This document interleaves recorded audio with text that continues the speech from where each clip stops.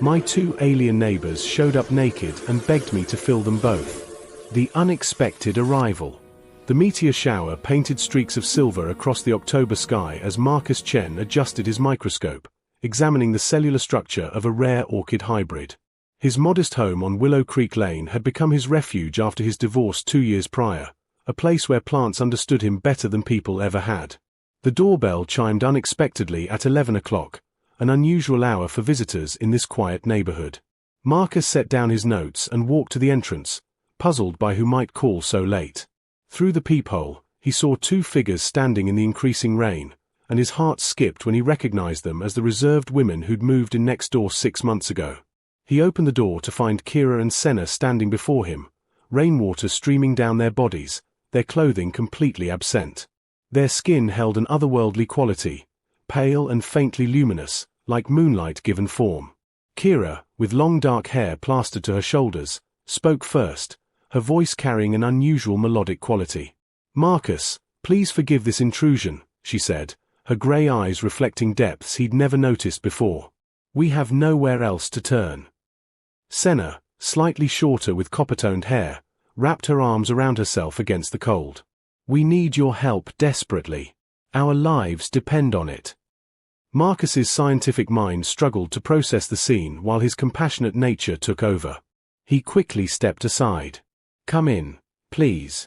You'll catch your death out there." They entered hesitantly, leaving wet footprints on his hardwood floor. Marcus rushed to his linen closet, returning with thick towels and blankets. As he draped them around the shivering women, he noticed their skin felt cooler than human temperature should allow. "Let me make tea," he offered, trying to maintain composure despite his racing thoughts. "Then you can tell me what's happened." Kira and Senna exchanged glances that seemed to communicate volumes. As Marcus moved to his kitchen, he couldn't shake the feeling that his orderly, lonely life was about to change forever. Truths beneath the stars. The kettle whistled softly as Marcus poured chamomile tea into 3 mismatched mugs, his hand steadier than his thoughts. When he returned to the living room, Kira and Senna sat close together on his worn couch, wrapped in blankets, their unusual pallor now seeming less like a trick of light and more like an undeniable reality. "Thank you," Senna whispered, accepting the warm mug. Her fingers brushed his, and Marcus felt a strange tingling sensation, like static electricity but gentler, more intentional. He settled into the armchair across from them, studying their faces with growing curiosity rather than fear. "I think you owe me an explanation. And please, the truth this time." Kira nodded slowly, her grey eyes meeting his with profound sadness. "We're not from Earth, Marcus. Our homeworld, Etheria, was destroyed 3 years ago when our sun collapsed. We escaped on a rescue vessel with a few hundred others, scattered across your galaxy seeking refuge. We've been living here, studying your species, trying to blend in," Senna continued, her voice barely above a whisper. "Working at the community center, shopping at your markets, pretending to be human. But our bodies are failing."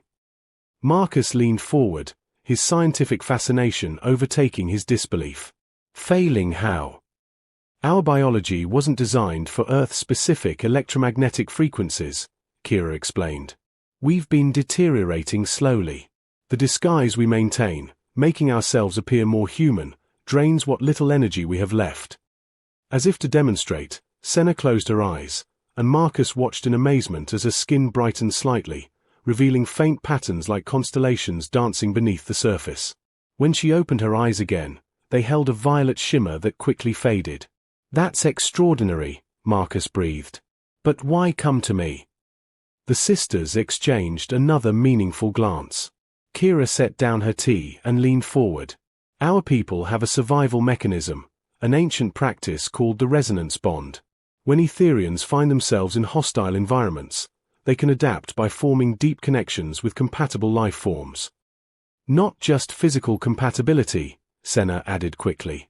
"Emotional, spiritual, energetic. We've observed you for months, Marcus. Your energy signature is unlike anyone we've encountered, compassionate, curious, lonely in a way that mirrors our own displacement." Marcus felt his cheeks warm. "You've been watching me." "Only your garden," Kira said with a gentle smile. "The way you tend your plants, speaking to them, understanding their needs. You have a gift for nurturing life, for creating connections where others see only separation. We didn't want to burden you, Senna's voice cracked slightly. We hoped we could survive without involving humans. But tonight, I collapsed. Kira barely managed to help me here. We're running out of time. The growing connection. Marcus spent the night researching what little information existed about unexplained phenomena and alleged extraterrestrial encounters, though his rational mind still wrestled with impossibility. Yet Kira and Senna slept peacefully in his guest room, and morning brought no revelation that this was all a dream. Over breakfast, he asked the practical questions. This resonance bond, what does it actually involve? Kira buttered toast with careful movements, as if conserving energy. It's a gradual process of synchronization.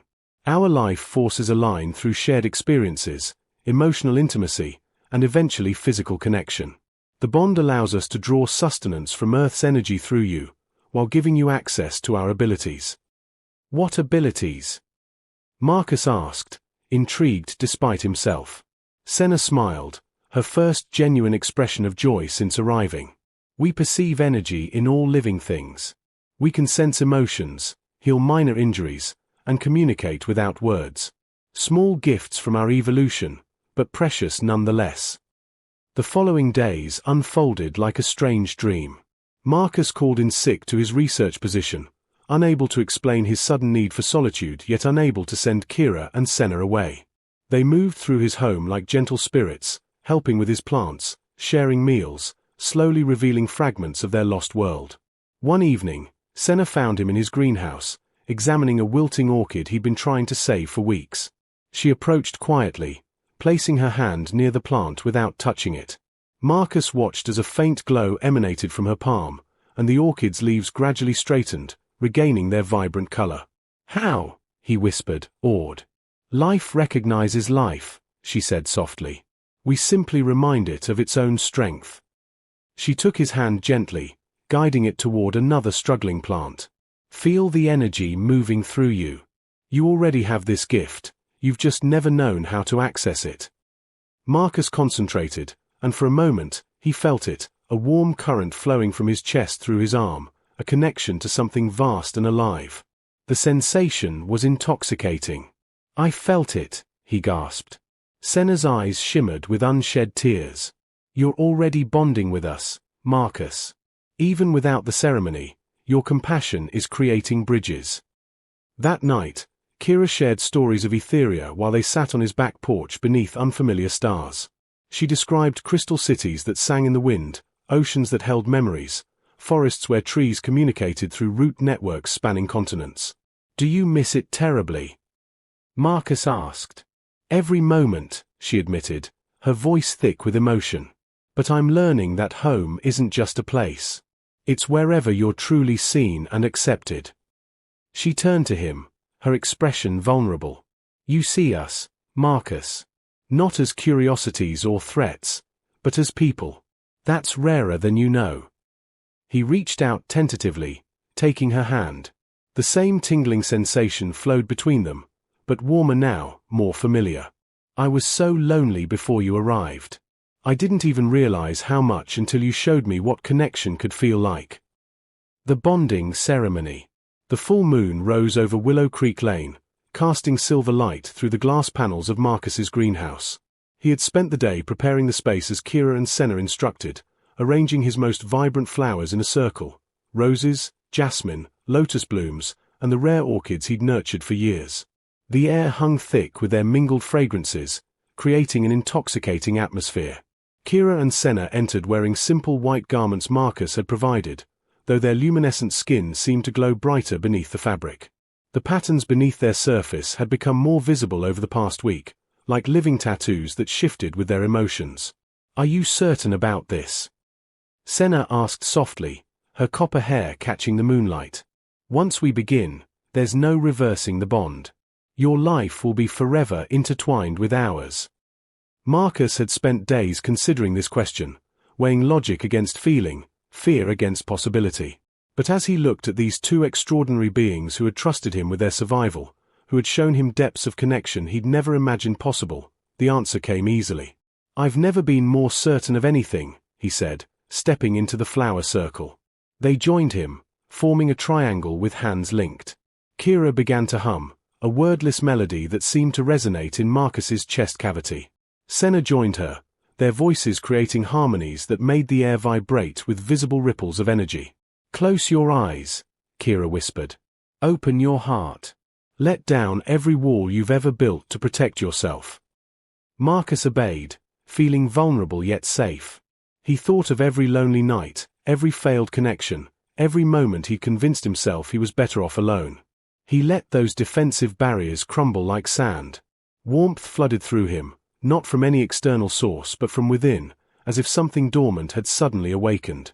He felt Kira's steady strength flowing into him, her determination and protective fierce love. He felt Senna's gentle compassion, her deep wells of empathy and creative spirit. And they felt him in return. His curiosity that bordered on wonder, his patient dedication to nurturing growth, his hidden longing for belonging that he'd buried beneath years of disappointment. "Marcus," Senna breathed, and he opened his eyes to find tears streaming down her face. "You're beautiful inside. So much light hidden away." The energy between them intensified, becoming almost tangible. Marcus could see threads of luminescence connecting their hearts, pulsing with each breath. Kira stepped closer, her hand reaching up to touch his cheek. "May I?" she asked, her voice tender. He nodded, and she kissed him softly, a gesture filled with gratitude and emerging affection. The touch sent cascades of warmth through his entire body. When she stepped back, Senna moved forward, her kiss gentler but equally profound. The ceremony continued through the night, not rushed or desperate, but unhurried and reverent. They shared stories and touches, vulnerabilities and promises. Marcus learned to perceive the energy flowing through all living things, while Kira and Senna drew strength from his human vitality, his connection to Earth's rhythms. As dawn approached, they lay together among the flowers, wrapped in blankets, fingers intertwined. Marcus felt fundamentally changed, as if every cell in his body had been rewritten. He could sense both women's heartbeats as clearly as his own, feel their contentment radiating like warmth. "Welcome home," Kira whispered against his shoulder. And for the first time in years, Marcus understood what home truly meant. A new beginning. Marcus woke to morning light filtering through greenhouse glass and the sensation of two hearts beating in harmony with his own. Kira lay on his left, her dark hair spilling across his chest, while Senna curled against his right side. The bond they'd formed pulsed gently through him, not intrusive, but comforting, like a constant reminder that he was no longer alone. Over the following weeks, Marcus discovered the full extent of their connection. He could sense emotions rippling through their shared bond, Kira's quiet determination as she read books about Earth's history, Senna's delight when his orchids bloomed more vibrantly than ever. In return, they helped him see the world through new eyes, perceiving the energy signatures of every living thing around them. His greenhouse became a sanctuary of unprecedented growth. Plants that had struggled for years suddenly flourished under the combined care of three beings perfectly attuned to life's subtle rhythms. Neighbours began commenting on the extraordinary beauty of his garden, and Marcus realized he could no longer hide what he'd become. "There are others," Kira said one evening as they prepared dinner together, moving around the kitchen with the unconscious coordination of people deeply connected.